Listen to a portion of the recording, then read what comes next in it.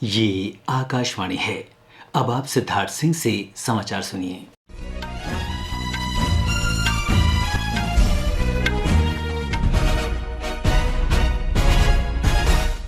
अरुणाचल प्रदेश और सिक्किम में विधानसभा चुनाव की मतगणना के सभी परिणाम मिल गए हैं।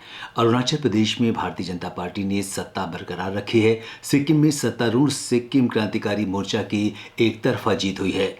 अरुणाचल प्रदेश में भारतीय जनता पार्टी ने 36 सीटें जीती हैं। 5 सीट नेशनल पीपल्स पार्टी के खाते में गई है। पीपल्स पार्टी ऑफ अरुणाचल को 2, एनसीपी को 3, निर्दलीय उम्मीदवार को 3 और कांग्रेस को 1 सीट मिली। 60 सदस्यों की विधानसभा में भाजपा 10 सीटें निर्विरोध जीत चुकी है।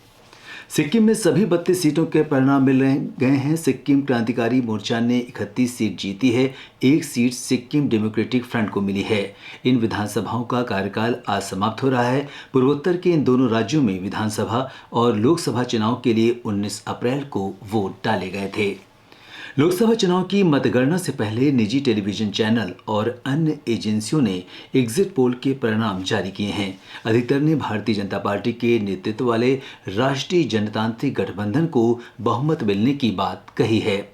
इन परिणामों के अनुसार 545 सदस्यों वाली लोकसभा में राष्ट्रीय जनतांत्रिक गठबंधन को 2/3 बहुमत मिल सकता है। चुनाव विशेषज्ञों ने नरेंद्र मोदी के नेतृत्व वाले गठबंधन के 350 से अधिक सीटें जीतने का अनुमान व्यक्त किया है। विपक्षी INDI गठबंधन को 125 से 150 तक सीट मिल सकती है।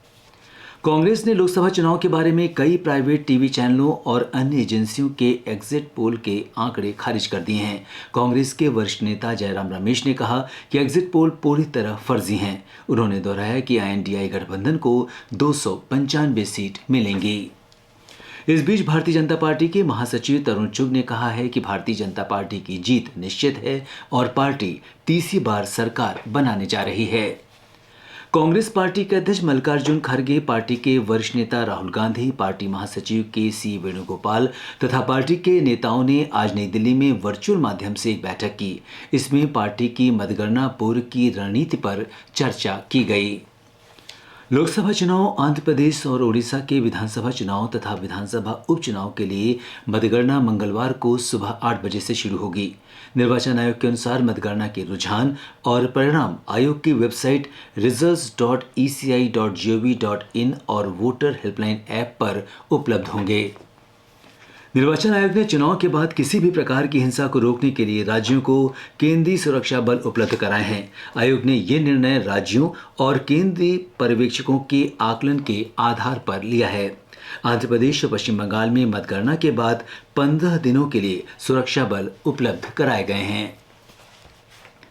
भारत ने क्यूबा को मानवीय सहायता के रूप में दवा बनाने में काम आने वाली 9 सामग्रियों की 90 टन की खेप भेजी है। इसे गुजरात के मुंद्रा बंदरगाह से रवाना किया गया। विदेश मंत्रालय के प्रवक्ता रणधीर जायसवाल ने सोशल मीडिया पोस्ट में कहा कि ये सहायता एक प्रमुख दवा आपूर्तिकर्ता देश के रूप में भारत की पहचान को मजबूत करती है।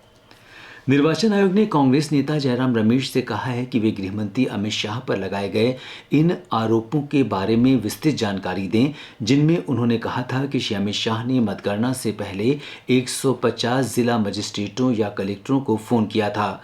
आयोग ने पत्र लिखकर श्री रमेश को ये स्पष्ट करने को भी कहा कि MCC लागू करने के दौरान सभी अधिकारी आयोग की प्रतिनियुक्ति पर होते हैं और किसी भी निर्देश के लिए आयोग को सीधे रिपोर्ट करते हैं। आयोग ने कहा कि किसी भी जिला मजिस्ट्रेट ने इस बारे में कुछ नहीं कहा है। प्रधानमंत्री नरेंद्र मोदी की अध्यक्षता में हुई आज एक बैठक में चक्रवात रेमाल के बाद की स्थिति की समीक्षा की गई। बैठक में पूर्वोत्तर क्षेत्र की स्थिति पर विशेष रूप से चर्चा की गई। मौसम विभाग ने कहा है कि दिल्ली सहित पश्चिमोत्तर भारत में भीषण गर्मी में कमी आ रही है। विभाग के अनुसार पश्चिमोत्तर और मध्य भारत के कुछ हिस्सों में तथा ओडिशा में भीषण गर्मी से राहत मिल रही है। वरिष्ठ मौसम विज्ञानी RK जेनामणि ने आकाशवाणी को बताया कि पश्चिमी विक्षोभ के कारण दिल्ली सहित पश्चिमोत्तर भारत में तापमान में गिरावट होगी। इसके साथ ही ये समाचार बुलेटिन समाप्त हुआ।